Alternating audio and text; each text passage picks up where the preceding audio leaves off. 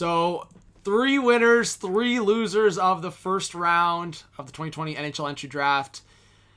I think, obviously, for any draft, we have to be careful. We have to be, I would say, a little bit more reserved, just in terms of we don't want to be too quick to say a player's a bust, or we don't want to be too quick to say this player's going to be great and they end up being a bust. I mean, I could think of an example of Nail Yakupov, first overall for the Oilers, or I could think of Canucks fans flipping their lid thinking, why did the Canucks pick Pettersson, and he ends up being a stud, a franchise player for this team. So I think I want to be careful in saying this, but I do want to go over some winners and some losers. So I think for the losers, we'll start with the Montreal Canadiens, and I think I don't mind the Caden Gooley pick really, but I think just the players on the board for Montreal, I think Caden Gooley doesn't have this insane ceiling for me, and if I'm looking at some of the players that were picked after, whether it was Lapierre or Mercer or Reichel or Zary, any of those guys really, I think Montreal would have had a higher ceiling there.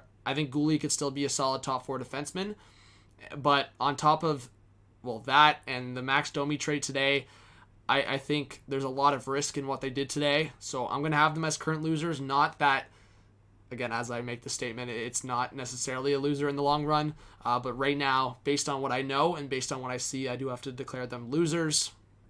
Another loser for this draft, again, maybe Yarmo, no stuff we don't, but I got to go the Blue Jackets. I just think there were so many guys on the board. Like I said, Lapierre, Zary, I think they could have went a little bit of a risk, but maybe he knows something we don't, and he picked Chinnikov, who was way off the board. He wasn't even ranked in the top 90 for most scouts.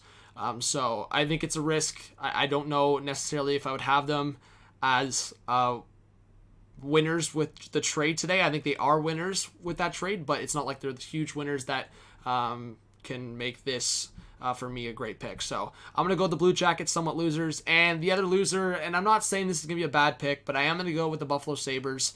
I think Jack Quinn could be a legit scorer in this league, a top 6 or even a top line scorer. But as it stands right now, you passed on Perfetti, you passed on Rossi, you passed on Lundell. I just think there's a lot of risk with this pick, and I'm not sure if you're getting what you're being sold here with Quinn. What he did in the OHL was great. He was also on a great 67s team. Rossi leading the way. So I like the pick in terms of him being a great goal scorer. But at 8, when you had the option to potentially trade or pick Perfetti or Rossi, I'm not sure this is a win for them. So I'm going to go with losers. And just to go through a few winners of this first round, I have to go with the Anaheim Ducks, just straight up. I mean, I'm going to jump right into it. You're drafting Jamie Drysdale after the Sens, a little suspect picking Sanderson over Drysdale. You get your man at 6, Drysdale, and then you get Jacob Perreault later in the draft. I think getting Perreault at 27 when some scouts had him in the middle of the first round, and getting Drysdale, who I think was a top 5 talent or even top 4 talent in this draft, an elite defenseman coming forward. I think obviously the comparison is Cale Makar, so I love their first round. Getting 2, Perreault could be an elite top 6 forward, so I love their draft so far in the first round. Another winner for me, and again, I think to close out this top 3, I'm going to actually go with 3 teams, so you pick your teams here out of the 3.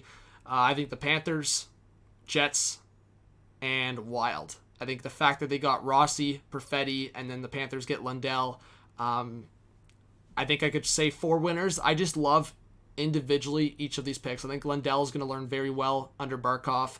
I think Rossi is probably going to be a steal for the Wild at 9. I think he was overlooked by some teams. Yes, he's undersized, but I do think he's going to be a great talent. I mean, the production that he put up, I think he is very elite up front.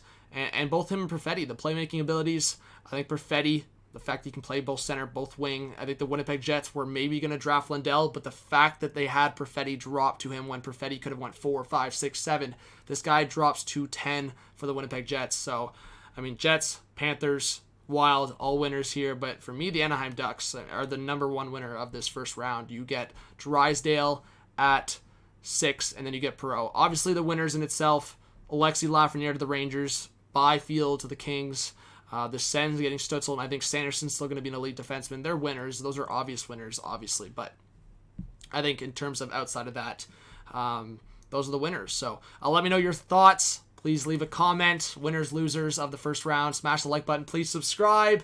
And to all the live viewers, as I'm live streaming right now, creating this video, big shout out to all you guys. All right. Peace.